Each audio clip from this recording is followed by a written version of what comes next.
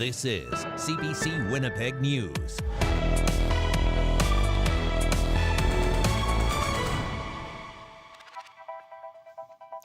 Good evening. Thanks for joining us. It's a historic deal that could see the end of the ongoing war in Gaza and the release of all Hamas-held hostages within days. The deal between Hamas and Israel has both Palestinians and Jews around the world celebrating. The two sides have agreed to a ceasefire and the release of all hostages. CBC's Mike Arsenault has reaction from those here in Winnipeg. After 2 years of war, peace could be on the horizon for Israel and Hamas. The two sides have entered a ceasefire after signing the first phase of the U.S. proposed Gaza peace deal. In Winnipeg, the president of the Canadian Palestinian Association of Manitoba says his community is optimistic about the new deal. The people in Gaza can go to sleep, and not have to worry about waking up the next day or not waking up the next day. They can finally get their food and medication for themselves, for their loved ones, for the children. Ramzi Zeid said his family and friends in Gaza still have concerns, but now they have hope. On October 7, 2023, Hamas militants killed an estimated 1,200 people in southern Israel and took another 250 as hostages. Israel retaliated by launching a war in which more than 66,000 Palestinians have been killed and roughly 170,000 were wounded, according to Gaza's health ministry. Louay Al Ghul is a Palestinian Canadian who lost dozens of family members in the war. He says he was speaking with his family in Gaza Wednesday evening after the deal was announced. What's sad is while I was talking to one of them, I could still hear rockets being bombed in areas next to them. It was disheartening to hear that sound while we're hoping to celebrate, but I really hope for an everlasting peace. Israeli Prime Minister Benjamin Netanyahu's office said the ceasefire would take effect once it's approved by the Israeli cabinet, expected to happen Thursday. The president of the Jewish Federation of Winnipeg thinks this will facilitate peace in the region. Certainly, it's really important that the hostages that remain in Gaza come home. They say there's around 48 of them, and 20 of them are still alive. Jeff Lieberman believes there needs to be a change of government in Gaza. Hopefully it's a democratically elected government. Then that'll allow a peaceful resolution to this. Al Ghul says for peace to last, both parties must be held accountable for the conflict. Mike Arsenault, CBC News, Winnipeg. A Winnipeg senior says he's frustrated and fed up with the province's home care system. He's paralyzed and requires help multiple times a day. Instead, he's dealing with inconsistent care that leaves him with stress and anxiety. Last week, Manitoba's health minister promised changes were coming to the new system after having to apologize for the rollout. The CBC's Rosanna Hempel brings us his story. This is what raises me up off the wheelchair. Gerald Cadman needs 2 healthcare aides to help lift him into bed each night. But last week, one didn't show up. No phone call to me saying nobody was coming. No phone call to the worker saying nobody was coming. I was so mad. Then on Tuesday, a pair arrived earlier than scheduled without notice. What if I'm not in my room or even out of the building and they've made a change? Like there has been lots of times where there's been a change and I happen to be in my room. But what if I wasn't? I can't really get in there very well. Cadman depends on 4 home care visits a day to help with getting in and out of bed and hygiene. He's paralyzed from the sternum down. His latest experiences come after past incidents that left him in his wheelchair all night. And just last month, multiple canceled visits from a nurse. Last week, Health Minister Uzoma Asagwara apologized for the rollout of a new home care system, resulting in cancellations and delays. Asagwara said some changes to the call and scheduling systems this summer decreased cancellations. Other changes would be reversed as of October 1st. 32 new scheduling clerks have been onboarded. Scheduling is now tied to specific geographic areas to give clients and staff more continuity. They're commitments that Cadman says feel hollow after his latest experiences. I was so upset because it sounded like October 1st was going to be changes. And twice in the first week, it didn't work. In a statement, the Winnipeg Regional Health Authority says it's adjusting shifts, so more scheduling clerks are working during the busiest hours. Asaguera says while changes are still very new, the healthcare system is seeing the benefits. Rosanna Hempel, CBC News, Winnipeg. A man who left a woman to die in a dumpster has been sentenced to 18 years in prison. Joey Audie pleaded guilty to attempted murder in the December 2023 attack and an unrelated robbery. Court heard he didn't know the woman. She was brutally beaten, held hostage for hours, forced into a duffel bag, and abandoned on a freezing winter night in Winnipeg. A judge said it was sheer luck she survived. The victim later told court she wished the accused had killed her that night so she didn't have to live with the pain of what happened. RCMP have charged a woman and are still searching for a second suspect after an alleged kidnapping and assault. Police in Gillam met with the 25-year-old victim after she says she had just escaped after being held for 2 days. The woman says she was at a Thompson bar when she met a man and a woman who she believes drugged her. She later woke up in a car 200 kilometers away in Gillam. She says she was forcefully taken into a home and repeatedly assaulted at gunpoint. She claims she escaped when they took her to a grocery store. Police are still searching for 36-year-old Riley Champagne. The woman arrested on Tuesday remains in custody. A Canadian transport company is investigating after a truck rolled into a Winnipeg street without a driver on board. There's nobody in this truck. There's legit nobody in the truck. A video posted to social media shows the semi moving into traffic, bouncing lightly back and forth before a man ran after it. He was unable to immediately open the door. The Manitoba Trucking Association says the video is, quote, unusual and appears alarming. Meanwhile, police say it was never reported.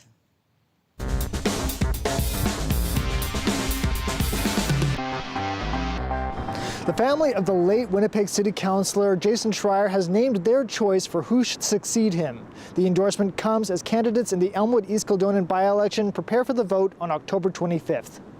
Sarah Schreier, the late councillor's widow, spoke outside the family home. She says Chris Swerita was Jason's former executive assistant, and the two had the same vision for the area. Jason loved dearly as his assistant. He considered Chris to be a little political brother. Thank you. And I hope you vote for him. If you voted for Jason, vote for Chris. You will not be disappointed. Swerita says he wants to continue the projects he worked on with the councillor, from efforts to improve food security and making infrastructure spending more efficient. Jason and I had many projects on the go, and replacing the Louise Bridge was one of our projects, working with nonprofit and other community groups to try to lower the cost of living for the constituents in this area. Meanwhile, here at City Hall, councillors turned down a request from the St. Boniface Museum for another $1 million to complete major renovations. The museum says without the extra money, it won't be able to reopen in time for its 175th anniversary next year.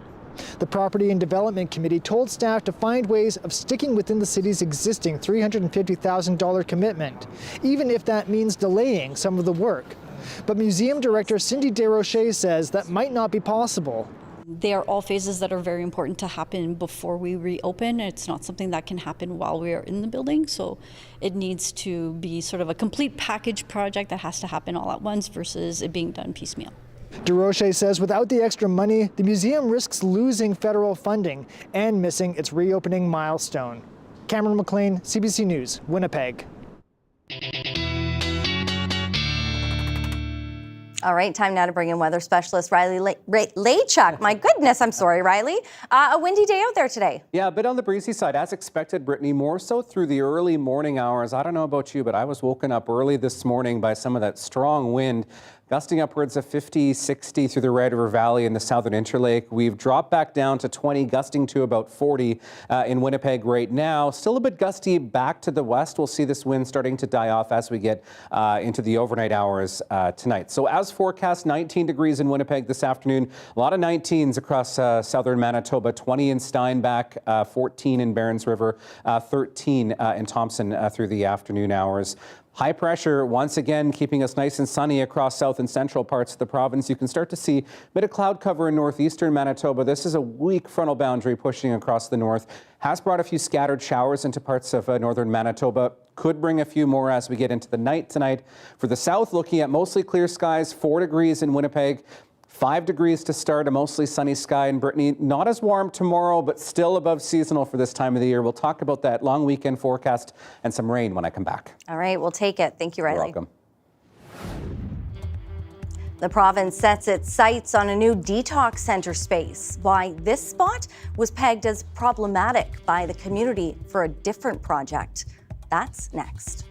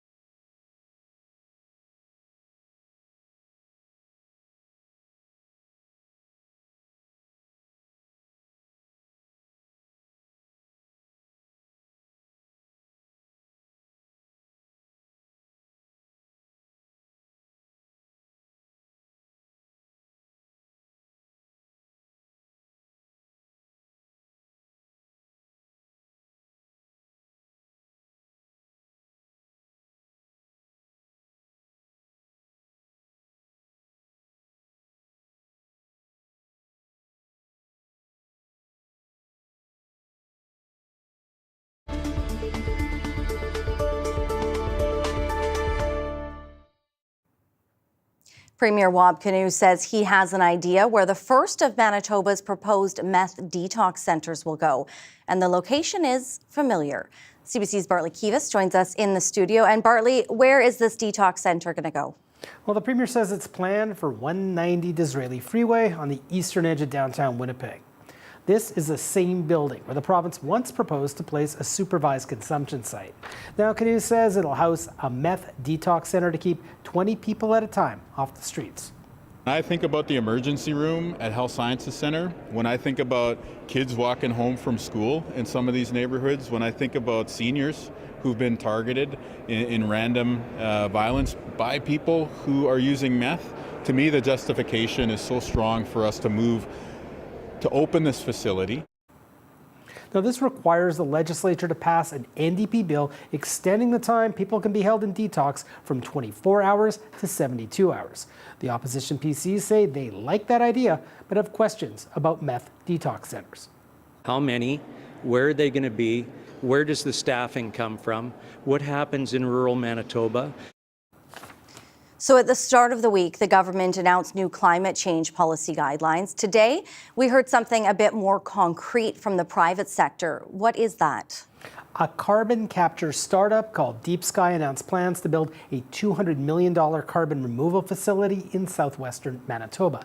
Now, Deep Sky has a carbon capture facility in Alberta. They're scouting for locations in Manitoba and plan to start construction next year.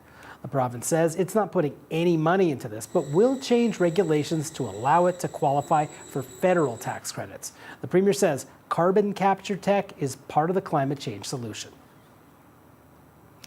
Now, environmental organizations don't agree. In a statement, Manitoba's climate action team says the project brings a highly risky, expensive, and unproven technology to Manitoba that does not guarantee any benefits and significantly undermines the province's emissions reduction capacities due to its extremely high electricity consumption that should be used for other purposes. Bartley, there was an apology today at the legislature. What happened? Opposition leader Abi Khan apologized yesterday and again today for pointing his fingers at himself and emulating a firearm. Here's the apology and the reaction. I apologize, unequivocally apologize for my childish behavior and gestures yesterday in the chamber. I hope that this gives us all an opportunity to reflect on the responsibility, the great responsibility that we have as elected leaders. NDP members were upset because children were present in the Ledge Gallery when Khan made the gesture. Brittany. All right, thank you. That's CBC's Bartley Kivas. An initiative aimed at increasing safety for homeowners and renters is back. If you're thinking about getting a home security system or adding doorbell cameras or maybe an alarm system, now might be the time to make that investment. The province has reopened applications for the Manitoba Security Rebate Program. It means people can get up to $300 in rebates for home security equipment. The program was first launched in June 2024 to a huge response. This program will be closed when the $2 million allotment is all spoken for. Hundreds of people gathered today at Brandon's Riverbank Discovery Centre to celebrate the grand opening of a sculpture park. It's part of a new chapter in the centre's efforts to beautify one of its most beloved green spaces. CBC's Chelsea Kemp was there. Caribou crashing through a river, a rabbit nestled in a garden, and a curious black bear. These new bronze sculptures bring a touch of the wild to Brandon's Riverbank Discovery Center. Peter Sawatsky is the artist behind the sculpture garden. He says it's been a decade in the making, combining nature and art in the city's largest green space, so people can feel like they're in, even though they're not in the wilderness, but they're sort of in the wilderness, and they see all the animals that are in the wilderness, and a lot of people don't have that opportunity to go there. Executive Director Dean Hammond says the sculptures are a natural fit for the riverbank. The centerpiece, a herd of caribou, greets visitors as they arrive. He says they're enhancing the park's natural beauty while giving guests something new to discover. You can see them at different times of the day, depending on how the light is. It totally changes the look of the piece. Sunrise looks different from sunset.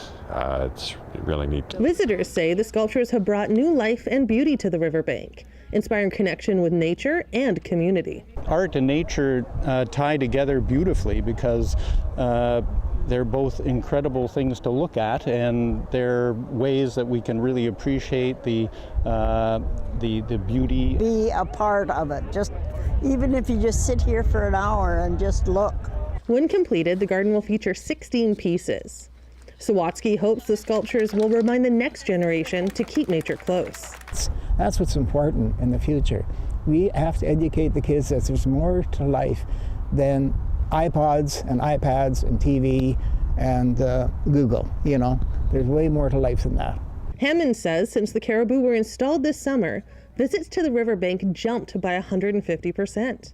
A clear sign, he says, that beautification draws people in. Chelsea Kemp, CBC News, Brandon.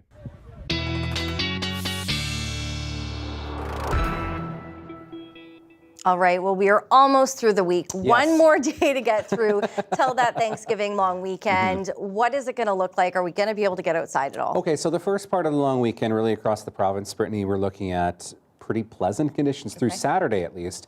It's once we get into Sunday, Monday that I've been talking about this area of low pressure that's going to start to push through the province. A little more on that in just a moment. First, I want to talk about the precipitation that we've received so far through the growing season. I know harvest somewhere between about 84 and 95% complete across the province. So now that we're through that, we're looking toward replenishing that moisture basin as we get into the next growing season. But looking at some of the modeling, this is from Manitoba Agriculture, which puts together some very good products on agricultural weather conditions. We're still in a fairly deep moisture deficit, really right across most of the southern and central part of the Interlake. So this is where we could really use some good rain right now. The rest of southern and central Manitoba and into parts of the west, at or above our normal rainfall for this time of the year. So that just gives you a sense of where we've come since we have seen some rain across the province here in the last month. So a couple things to look at on Futurecast.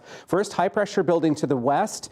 This is the high pressure system that pushed through the other day that brought us some wind through the morning hours today. And a weak frontal boundary pushing down from this low pressure system over Hudson Bay. This is giving a few showers to northeastern parts of the province as we get through the night tonight, continuing. But as we get into the day on Friday, high pressure takes hold again. We're back into mainly sunny skies, really province-wide as we get through Friday for the first part of Saturday. But as we get later into Saturday, we do start to see our next system starting to have an impact here.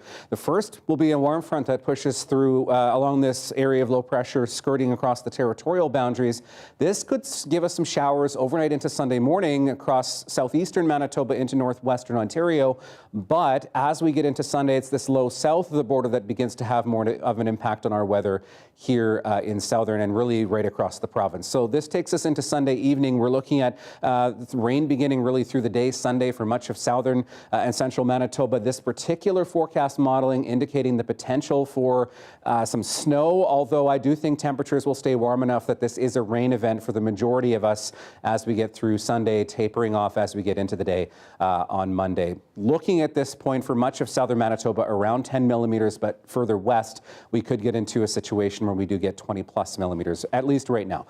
Looking at 16 degrees by the afternoon tomorrow in Winnipeg, 17 in Brandon, Brittany, and temperatures start to fall once we get through the long weekend. All right, thanks, Riley. You're welcome. And here are some shots of Churchill as we head to the break. We have much more ahead right after this. Stay with us.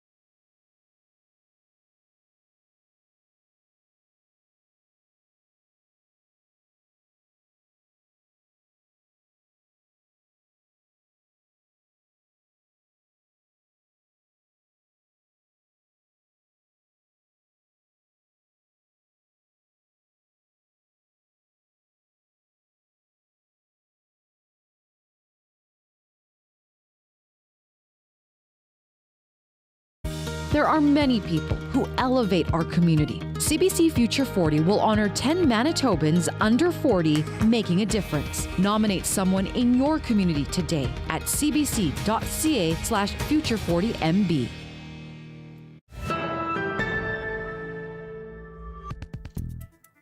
After more than 2 years of war, a ceasefire deal has been agreed in Gaza. Israel has signed it, so has Hamas. The remaining Israeli hostages are expected to be released within days. The CBC's Cameron McIntosh has that story. In the center of the Gaza Strip, celebration in this refugee camp. And on the streets of Deir al-Balah, optimism. My feelings are all over the place. You can't imagine, says Mahmoud Abdullah. Displaced 9 times, like most here, he's hoping this deal sticks. In Tel Aviv's Hostage Square, Israelis also cautiously celebrating. Before it was prayers for hope, and now it's prayers for thankful prayers. Just days after the second anniversary of the October 7th attack, where Hamas slaughtered more than 1,200 Israelis and kidnapped more than 200 others, igniting a war that has left about 67,000 Palestinians dead, according to Gazan officials. Israel and Hamas are agreeing to phase 1 of a complicated U.S.-led peace plan. Israel will begin to withdraw from Gaza in exchange for the remaining hostages, 20 believed to still be alive. I think it's going to be a lasting peace, hopefully an everlasting peace. Peace in the Middle East. Bombing continued this morning in Gaza. The ceasefire expected to come into effect over the next 24 hours. Amid some big questions, will Hamas disarm? Who will govern Gaza? Will this last? Francois de La Rochelle is a former Canadian diplomat in the Middle East. I would say no, it's the easiest stage of that of this long process that is ahead. 8 groups are waiting to surge in supplies. Canada among the countries supporting the deal. We're encouraged, but it's the first phase, and there's more to come. Thank you, Trump. Meanwhile, on both sides, there's credit for the self-proclaimed deal and peacemaker Trump, who says he will visit the region to help start a fragile and fraught process. Cameron McIntosh, CBC News, Winnipeg. As you heard, U.S. President Donald Trump is being praised for the deal, but there's also recognition of how fragile the ceasefire is as he plans a trip to the region. Katie Nicholson has more. Countries stepping up and putting up a lot. At a morning cabinet meeting, praise for the U.S. president from his Secretary of State. One day, perhaps the entire story will be told about the events of yesterday, but suffice it to say, it's not an exaggeration that none of it would have been possible without the President of the United States being involved. Donald Trump, optimistic. I think it's going to be a lasting peace, hopefully an everlasting peace. Peace in the Middle East. Democrats voiced cautious support. It's a very, very positive step in the right direction. We're all hopeful that this agreement will be finalized. Including former President Barack Obama, who posted on X, "We should all be encouraged and relieved that an end to the conflict is within sight." The deal, brokered after intense meetings with Arab and Muslim countries and a White House visit with the Israeli Prime Minister.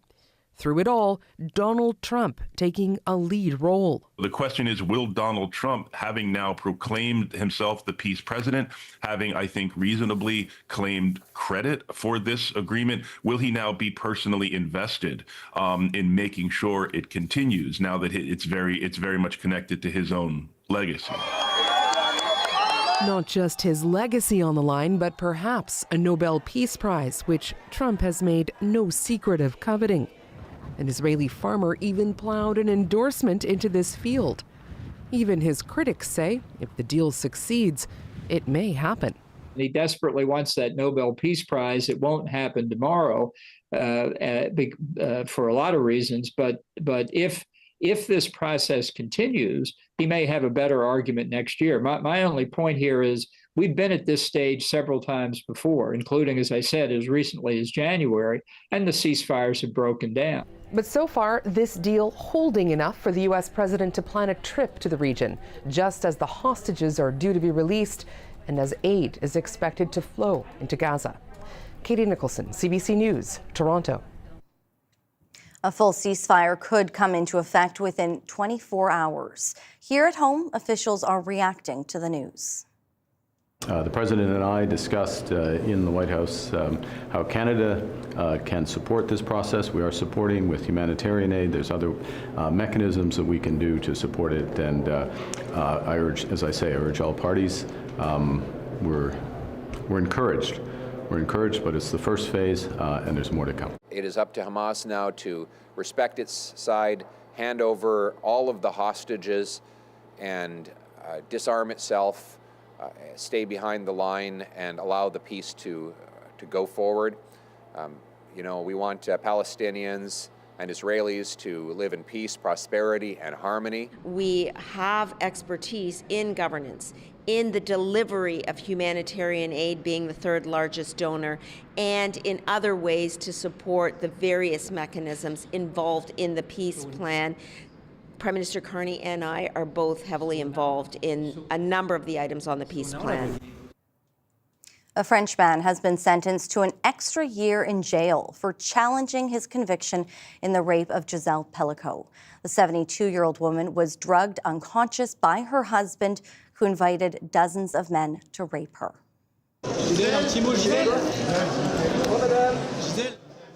51 men were handed jail terms last December, found guilty of rape, attempted rape, or sexual assault. But Hussein Doan was the only one to appeal his 9-year jail sentence.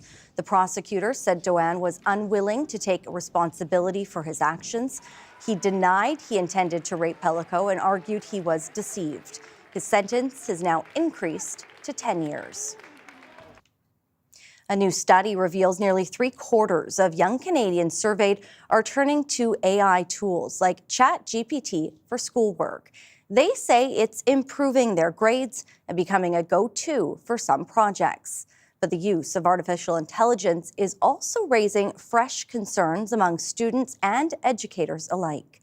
Deanna Sumanik-Johnson explains.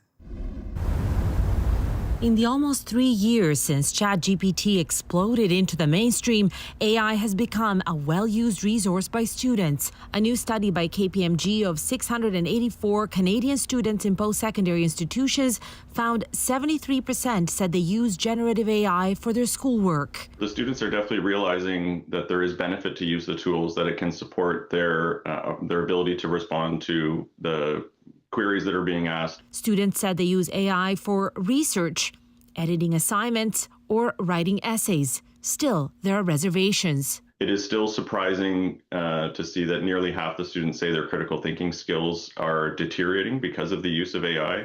That ambivalence came through when we talked to some students across the country. I wouldn't say that I'm using AI tools specifically for legal research because in the field of law, AI is known to hallucinate more often and produce wrong results, such as cases that never exist. AI can be a resource, especially with summarizing notes and etc. But yeah, I think I say I'm a bit concerned about work ethic, being able to think for myself in an exam setting.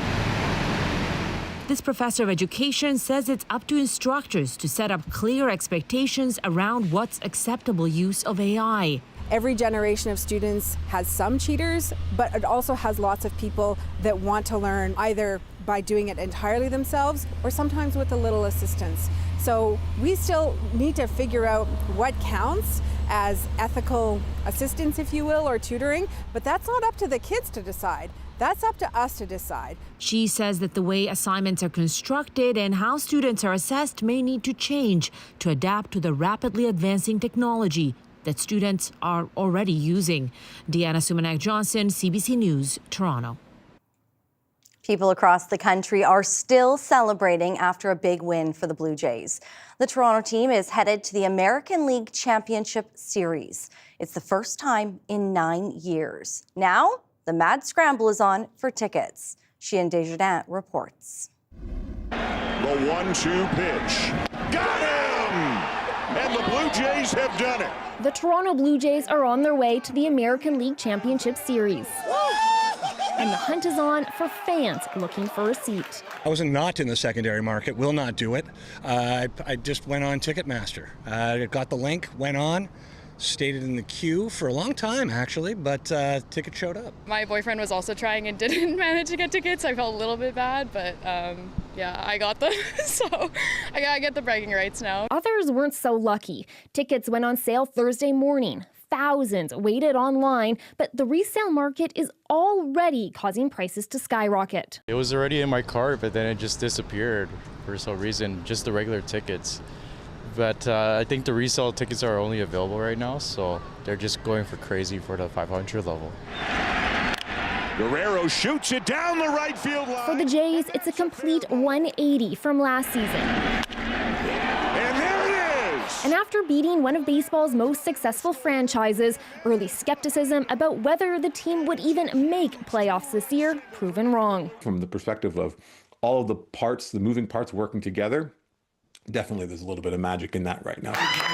And Canadians want in. ALCS Jays merch is a hot commodity, and tickets or not, fans are ready for this team to go all the way. I was born in '93, so I've been waiting for this curse to be broken for many years. The Jays will take on either the Detroit Tigers or the Seattle Mariners, both cities close to Canadian borders and both likely to draw significant cross-border support for the Toronto team.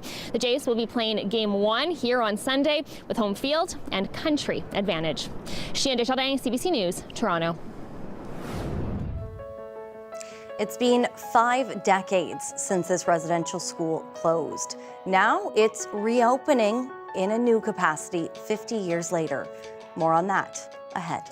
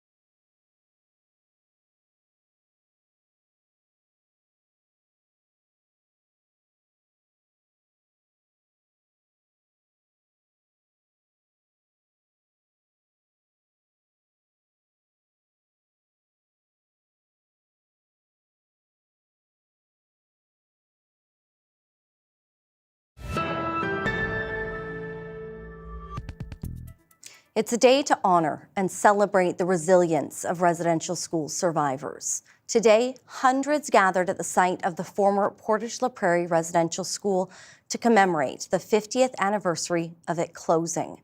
The site has been renovated into a museum and center of remembrance, while looking to educate people on the atrocities of the residential school system. CBC Indigenous videographer Kevin Nipatebo put together this piece.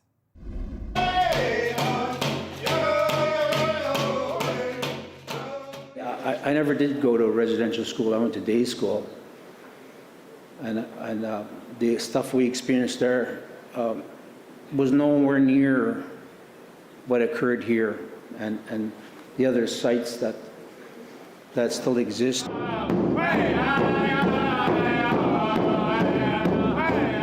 And so I always will think about our survivors and everything that you've all had to experience. And we're here today because of your strength and your resiliency. I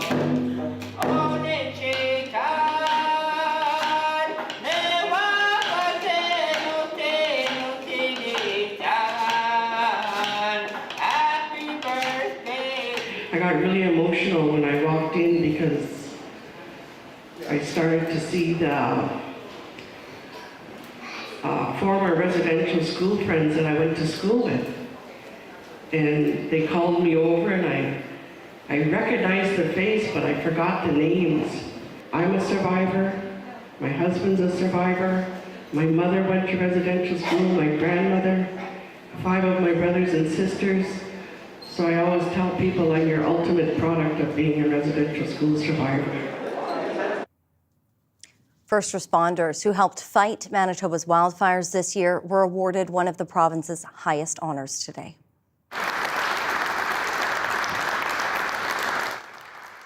Chiefs, mayors, fire crews, volunteers, and coordinators collectively are being acknowledged with the Order of the Buffalo Hunt.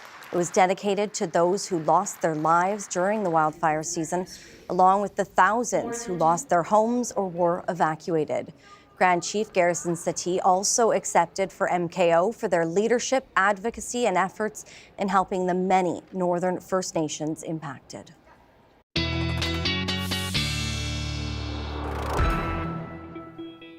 And boy, oh boy, was it a busy season for our wildfire officials, our fire crews, so many people that were out there fighting day in and day out, deserving that recognition. Yeah, exactly. And some good rain coming as we get into fall here to hopefully give us a good soaking and a good grounding as we head into the winter months here as well. I'll talk about that in just a moment. First, we'll do your dog walking forecast. Another chilly one tomorrow morning, particularly if you're in parts of western Manitoba, Brittany. So tonight, we have our pup of the evening. There we go. It's like the suspense, right? Chloe and Bill, a couple of them. I'll let you maybe think just for a second which one you think is which here. Thank you, Candace and Dave, for sending this picture, and you can send yours to talkback@cbc.ca. And if you guessed Bill as the larger one, you're correct there. So 5 degrees first thing in the morning.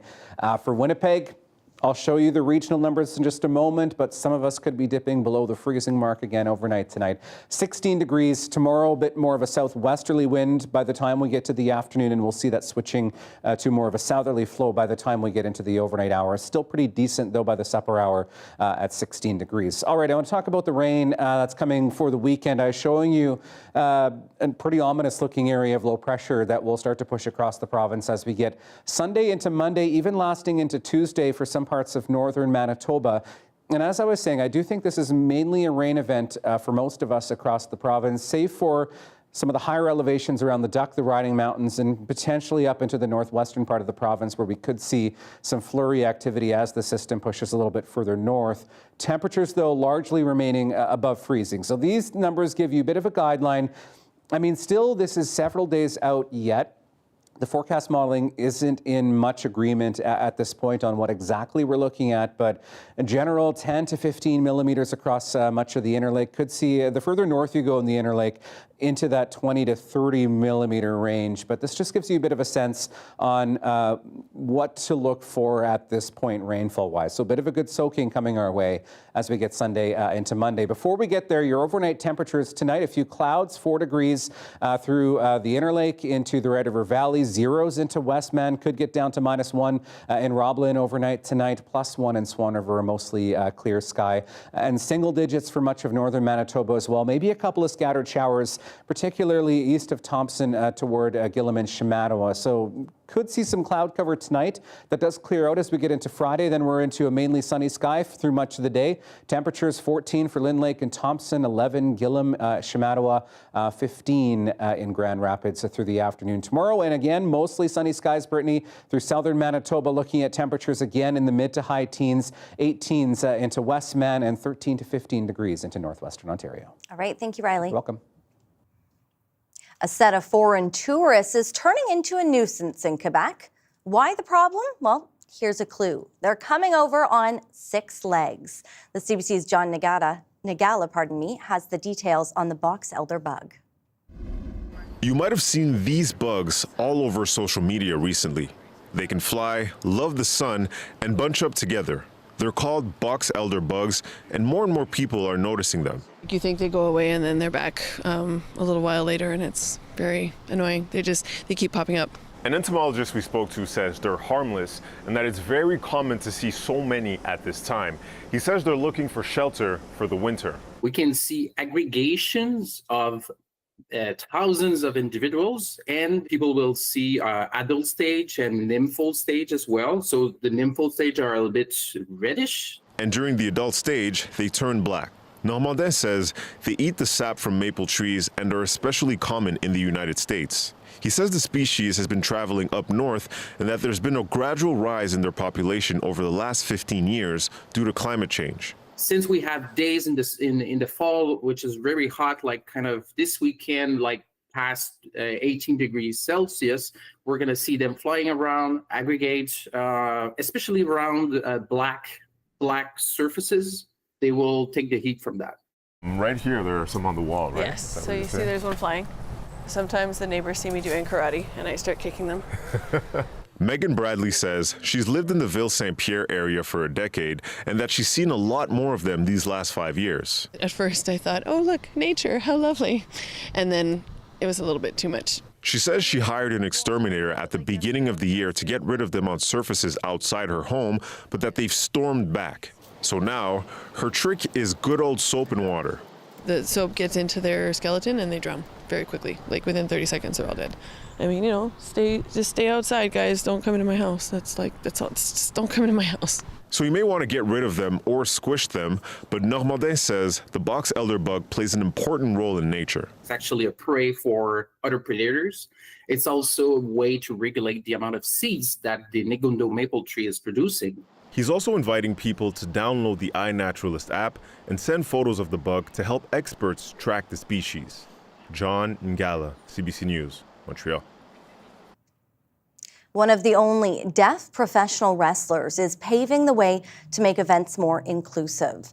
Justin Marriott has set up a team of volunteer ASL interpreters who are now at matches held by a local company. CBC's Gareth Hampshire explains. These are the American Sign Language volunteers interpreting the slaps, hits to the mat, and boos from the crowd at Kaizen Pro Wrestling. They're working with Justin Marriott, the Timberley wrestler known as Deaf Power, to provide the service that's creating a new experience. I really feel like there's been a lot of improvement because I feel like I can get just as immersed in the show and it's just as accessible for me as it is for everybody else. I feel like I can get involved, but if they said no to having interpreters, I'd feel alone or left out. Marriott made his professional debut last year, and while currently recovering from an injury, is now trying to make the events easier to follow for people who are deaf and hard of hearing. If the wrestlers are talking to each other inside the ring, or they're shouting at each other, I don't understand what they're saying. Also, if the announcer is introducing the next wrestler, I don't know who it is.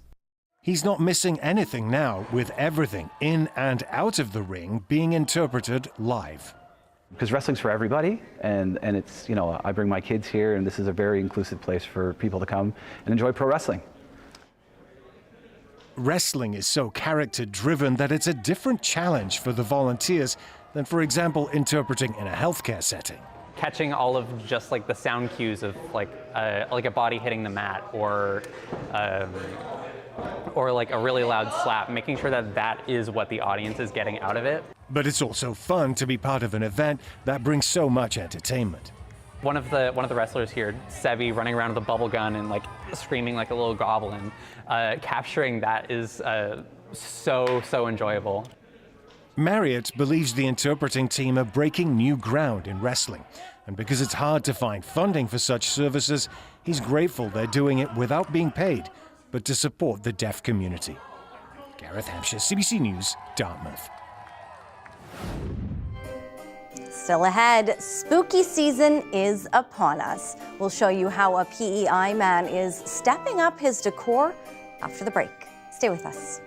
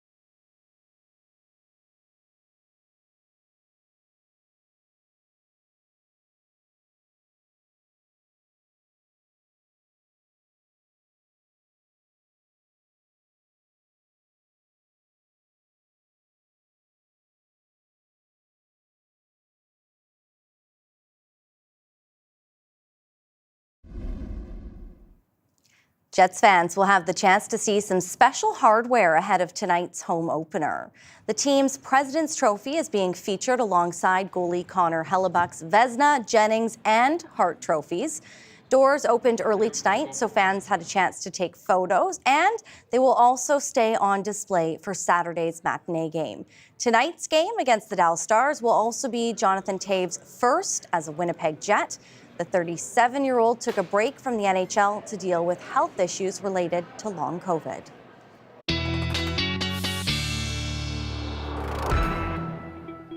All right, having a look at your 7-day forecast, and we're returning to something a lot more fall-like as we get through the weekend here. So still a warm couple of days, at least the start of Saturday, mainly sunny, 18 degrees in Winnipeg. Sunday, 16, we'll see that rain moving through as we get through the day.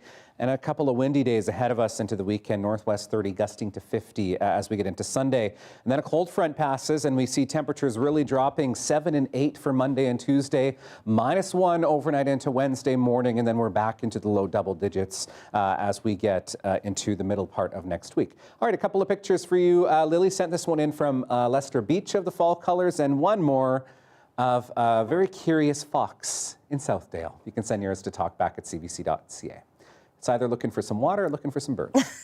A PEI man is getting ready for Halloween, not with spooky stories, but with wood, Brittany. He decided to up his decorating game using the wood from fallen trees. Here's your Daily Lift.